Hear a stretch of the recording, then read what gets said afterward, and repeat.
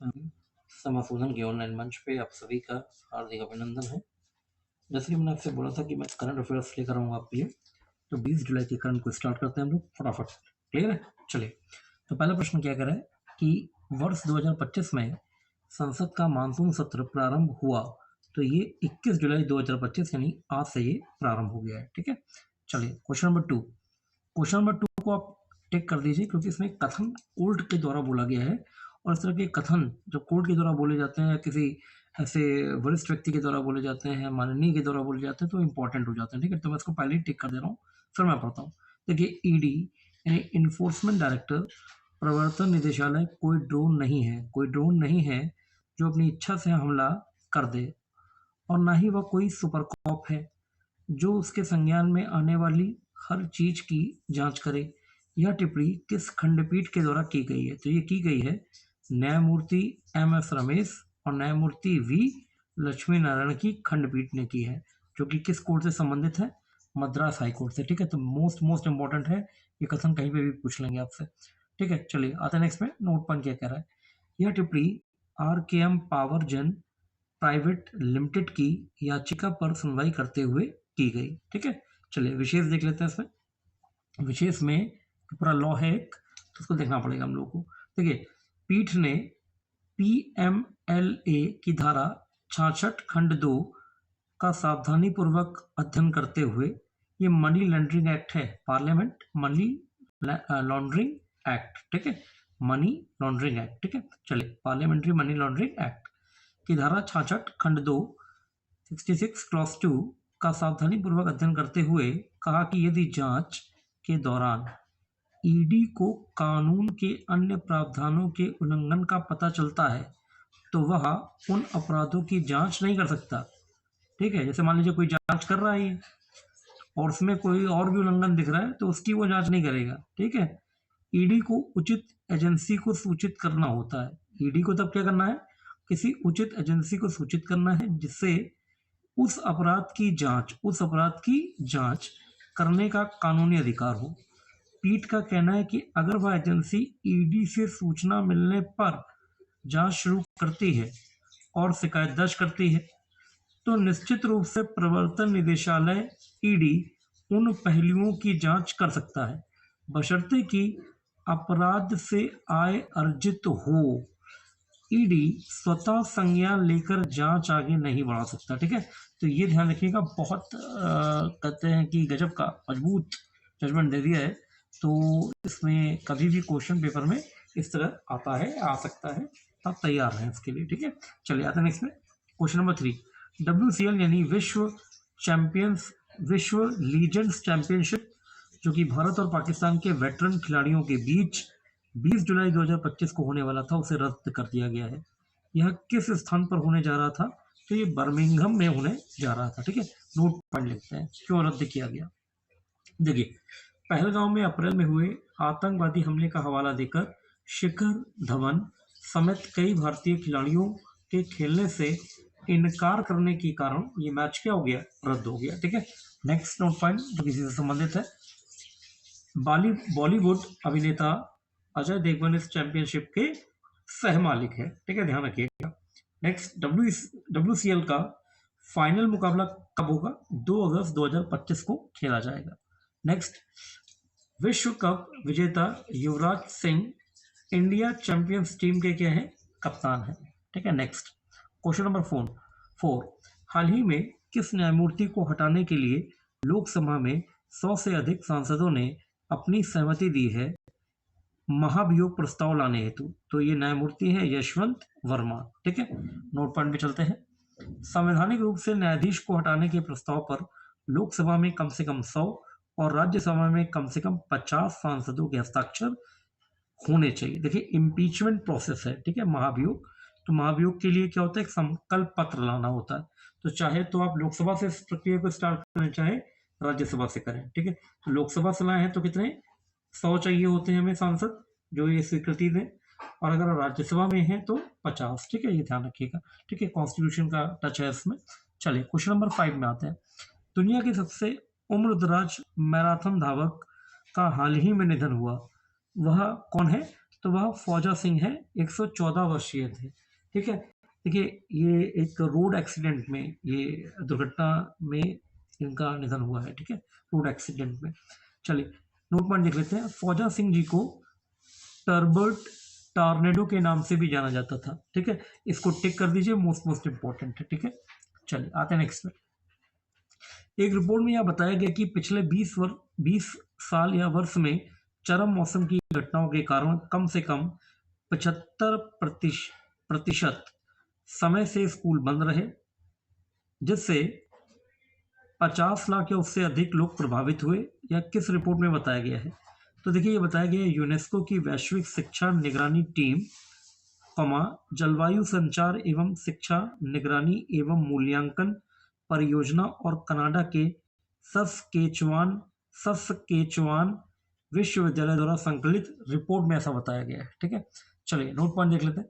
Note point कह रहा है कि वर्ष 1969 और 2012 के बीच 29 देशों में जनगणना और जलवायु संबंधी आंकड़ों के संबंध जोड़ने वाले एक विश्लेषण से पता चला है कि गर्भ में रहने और प्रारंभिक जीवन काल के दौरान औसत से अधिक तापमान के संपर्क में आने का संबंध विशेष रूप से दक्षिण पूर्व एशिया में कम स्कूली शिक्षा के वर्षों में कमी आने से जुड़ा हुआ है। ठीक है, नेक्स्ट नोट पॉइंट क्या कहता है? औसत से, ये टिक कर दीजिएगा, मोस्ट इंपॉर्टेंट है नेक्स्ट वाला नोट पॉइंट। औसत से 2 डिग्री अधिक तापमान का सामना करने वाले बच्चों के लिए यह अनुमान लगाया जाता है कि औसत तापमान का अनुभव करने वाले बच्चों की तुलना में उसे 1.5 वर्ष कम स्कूली शिक्षा मिलेगी। ठीक है, ये रिपोर्ट का कहना है। चलिए आते हैं नेक्स्ट में। क्वेश्चन नंबर 7 उत्तर प्रदेश के लिए है। ठीक है, तो उत्तर प्रदेश के जो करंट्स है या स्टेट लेवल का कोई एग्जामिनेशन आपका है तो वहां पर ये हेल्पफुल होगा। ठीक है, देखिए उत्तर प्रदेश के वन एवं जलवायु परिवर्तन राज्य मंत्री स्वतंत्र प्रभार डॉक्टर अरुण कुमार जी 1 हेक्टेयर क्षेत्र में ऑक्सीवन स्थापित किया है इन्होंने। यह किस स्थान पर किया है? तो इज्जत नगर रेलवे कॉलोनी, और ये कहाँ है? बरेली में। ठीक है, नोट पॉइंट में देखते हैं। इस तरह के वन नगरीय और निकाय क्षेत्र में ग्रीन लंग्स, हरित फेफड़े का काम करेंगे। इन वनों में मुख्य रूप से पाकड़, पीपल, बरगद, नीम और अन्य स्थानीय प्रजातियों के पौधों का रोपण किया जाएगा। ठीक है, नेक्स्ट में आते हैं क्वेश्चन नंबर 8। क्वेश्चन नंबर 8 क्या कह रहा है? हाल ही में स्वास्थ्य कारणों से देश के उपराष्ट्रपति जिन्होंने अपना त्यागपत्र दिया है वो कौन है? उपराष्ट्रपति जगदीप धनखड़ जी हैं। ठीक है, नोट पॉइंट पे चलते हैं। जगदीप धनखड़ जी 11 अगस्त 2022 को उपराष्ट्रपति बने थे और अगस्त 2027 तक का उनका कार्यकाल था, पर उन्होंने अभी, बिल्कुल ये ताजा खबर है आज की 21 जुलाई, ठीक है, जैसे कि जब मैं रिकॉर्डिंग कर रहा हूँ तो उन्होंने अपना पद से त्यागपत्र दे दिया। ठीक है, चलिए क्वेश्चन नंबर 9 पे आते हैं बेटा। क्वेश्चन नंबर 9, 1960 से लेकर 1975 के बीच पूर्वी पाकिस्तान वर्तमान बांग्लादेश से विस्थापित होकर किस प्रदेश में बसे परिवारों को भू स्वामित्व का अधिकार दिया जाएगा? तो ये फैसला लिया है उत्तर प्रदेश सरकार ने। ठीक है, योगी आदित्यनाथ जी ने। ठीक है, चलिए क्वेश्चन नंबर 10 पे आते हैं। क्वेश्चन नंबर 10 क्या कह रहा है? उत्तर प्रदेश सरकार किस अभियान के तहत गरीब परिवारों के मुखिया को आत्मनिर्भर बनाने के लिए अब कौशल विभाग द्वारा स्किल ट्रेनिंग दिलवाएगा? ठीक है, तो ये जो अभियान है इसका नाम है जीरो पॉवर्टी अभियान। ठीक है, जीरो पॉवर्टी अभियान। चलिए नोट पॉइंट देख लेते हैं। प्रथम चरण में, यानी जीरो पॉवर्टी अभियान के प्रथम चरण में 300 परिवार के मुखियाओं को ट्रेनिंग दी जाएगी और नौकरी मिलने पर उन्हें कम से कम 18,400 रुपए वेतन दिया जाएगा। चलिए क्वेश्चन नंबर 11 पे आते हैं। केरल के पूर्व मुख्यमंत्री जिनका कि 101 वर्ष की आयु में निधन हुआ वह कौन है?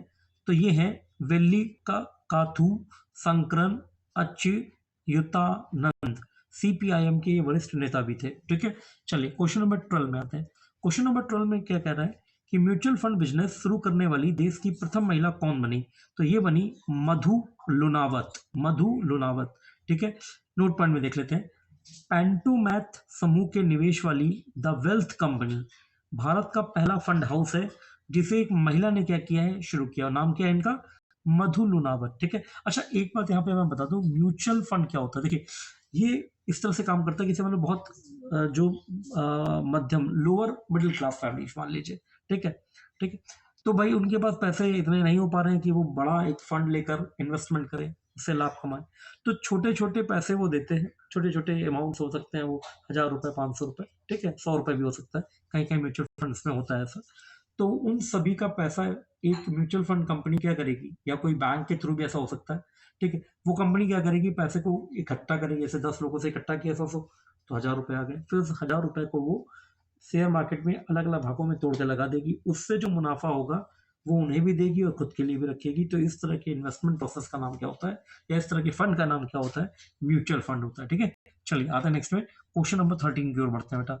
ऑपरेशन कन्विक्शन क्या है? देखिए, इसके अंतर्गत e prosecution portal, case tracking system और वर्चुअल कोर्ट जैसी तकनीकों के कारण उत्तर प्रदेश में सजा की दर में तेजी लाना है।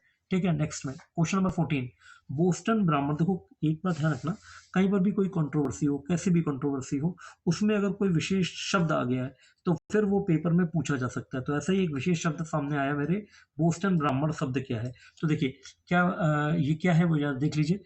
धनी, कुलीन और प्रभावशाली परिवारों के लिए इस्तेमाल होता है। कैबोट, लोवेल और एबॉट जैसे परिवार बोस्टन परिवारों के ही उदाहरण हैं। चलिए आते हैं नेक्स्ट में, question number 15। Question number 15 science and tech का है, ध्यान रखिएगा, ये घटना होने जा रही है, मोस्ट इंपॉर्टेंट है। इसरो इसरो और नासा का एक संयुक्त उपग्रह 30 जुलाई 2025 को श्रीहरिकोटा से प्रक्षेपित होगा। इसका क्या नाम है? तो इसका नाम है निसार, NISAR। ठीक है, चलिए नोट पॉइंट देखते हैं इसका।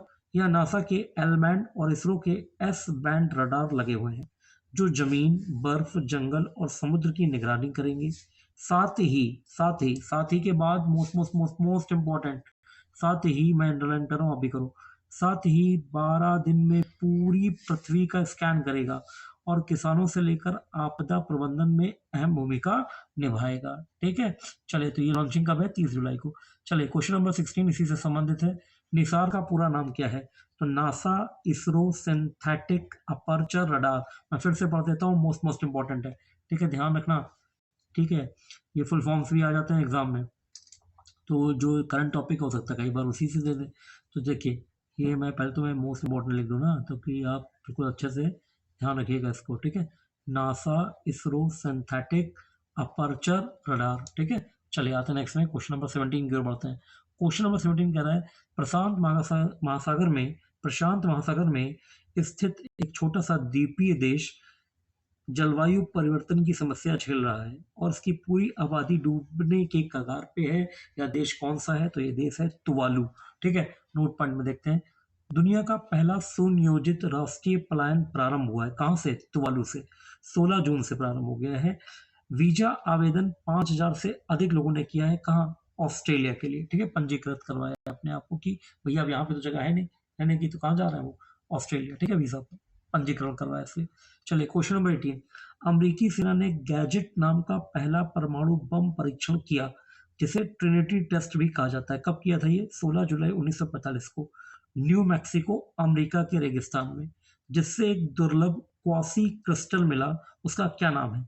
तो इसका नाम है ट्रिनिटाइट। क्या नाम है? ट्रिनिटाइट, जो उच्च दबाव में बना था। ठीक है, ध्यान रखिएगा, ये प्रयोग मतलब ये जो टेस्ट है वो 1945 का है, मगर जो उसमें क्वासी क्रिस्टल मिला वो नया पॉइंट है। ठीक है, तो वो ध्यान रखिएगा, क्या नाम है इसका? ट्रिनिटाइट। चलिए क्वेश्चन नंबर 19 की ओर बढ़ते हैं। स्कॉटलैंड के वैज्ञानिकों ने एक ऐसा तरीका खोजा है जिसमें एक बैक्टीरिया में जीन परिवर्तन, यानी जीन, आप ये समझ लीजिए जीन इंजीनियरिंग, अभियांत्रिकी जिसको बोले, जीन परिवर्तन करके उसे इतना सक्षम बना दिया है कि वह प्लास्टिक को खाकर पैरामिनो बेंजोइक एसिड बना सकता है, जिससे कि पैरासिटामोल और विटामिन B9 जैसी दवाइयों का निर्माण हो सकता है। इस बैक्टीरिया का नाम क्या है? तो इस बैक्टीरिया का नाम है ई कोलाई बैक्टीरिया। ठीक है, नोट देखिए इसका, ये टिक कर दीजिए। तो ये मोस्ट मोस्ट इंपॉर्टेंट है, साइंस एंड टेक। यूपीएससी में या पीसीएस में साइंस एंड टेक के करंट के ही क्वेश्चन आते हैं। ठीक है, ध्यान रखिएगा, तो ये उसके लिए मोस्ट मोस्ट इंपॉर्टेंट हो जाएगा। अभी 12 अक्टूबर को पेपर है पीसीएस का। ठीक है, तो ये मुलाकात कर लेगा आपसे, हाँ मतलब कर सकता है, मतलब मन है उसका, मान लो आ जाए। ठीक है, तो आप पढ़ लो पहले से। चलिए आते हैं नेक्स्ट में, नोट पॉइंट क्या करें। इस तकनीक से 48 घंटे में, कितने घंटे में? 48 घंटे में 92%, 92% पीईटी प्लास्टिक को दवा में बदला जा सकता है, बिना किसी कार्बन उत्सर्जन के। ठीक है, मोस्ट मोस्ट इंपॉर्टेंट है, ये ध्यान रखिएगा। मैं इसमें लिख देता हूँ। नहीं नहीं, आप ये मत बोलो कि लिखने की जरूरत नहीं, मैं देख लूंगा, मैं भैया लिख देता हूँ यहाँ पे, फिर से लिख देता हूँ। ये मोस्ट इंपॉर्टेंट है, IMP बना देता हूँ, ठीक है, पढ़ लेना इसको अच्छे से, ठीक है। चलो आता है नेक्स्ट में क्वेश्चन नंबर 20, ये भी साइंस एंड टेक का है, ठीक है, मोस्ट इंपॉर्टेंट है ये भी। क्वांटम टेलीपोर्टेशन क्या है? इंटरनेट की फाइबर केबल ऑप्टिकल्स के द्वारा बिना किसी वस्तु को भौतिक रूप से भेजे उसकी क्वांटम जानकारी को दूर भेजना क्या कहलाता है? क्वांटम टेलीपोर्टेशन कहलाता है। देखो एक बात ध्यान रखना, आने वाले टाइम पे व्यक्ति को वैसे भेजा, मतलब ऐसे नहीं, मतलब क्वांटम में, ठीक है। क्वांटम क्या होता है? सबसे छोटा कण एक तरह से मान लो, ठीक है, इस तरह से मान लो। देखो एक बार फिल्म आई थी ना आंट मैन, तो उसमें वो देखता है ना कि बड़ा सा आदमी छोटा हो जाता है, एकदम एकदम मक्खी की तरह उड़ने लगता है, ठीक है। तो क्वांटम मैकेनिज्म था, ठीक है। तो ध्यान रखिएगा, ये आपने 11th 12th में पढ़ा दिया किताबों फिजिक्स में, ठीक है। चलिए खैर, आता है नेक्स्ट में क्वेश्चन नंबर 21 की ओर बढ़ते हैं। क्वेश्चन नंबर 21 क्या कह रहा है? शतरंज विश्व कप की मेजबानी भारत करेगा, ठीक है, जो कि इस तिथि से प्रारंभ होगी। तो कब से शुरू होने जा रहा है? 30 अक्टूबर से लेकर 27 नवंबर 2025 तक, ठीक है। अच्छा नोट पॉइंट क्या है भाई इसका? इस विश्व कप में शीर्ष 3 स्थान प्राप्त करने वाले खिलाड़ियों को कैंडिडेट्स टूर्नामेंट 2026 के लिए सीधे क्वालिफाई कर लिया जाएगा, ठीक है। तो इसी के साथ आज का जो सेशन था वो खत्म होता है। आपको क्या करना है? आपको लाइक कर देना है, चैनल को सब्सक्राइब कर लेना है, खूब सारा कमेंट करना है, पॉजिटिव कमेंट डालना, मतलब पॉजिटिव ही करना भाई, ठीक है, क्योंकि बहुत मेहनत लगती है, तो मुझे ऊर्जा मिलेगी ताकि मैं और भी अच्छे वीडियोस बनाकर आपके सामने आ जाऊंगा। तब तक के लिए जय हिंद, जय भारत, ठीक है बेटा, चलिए।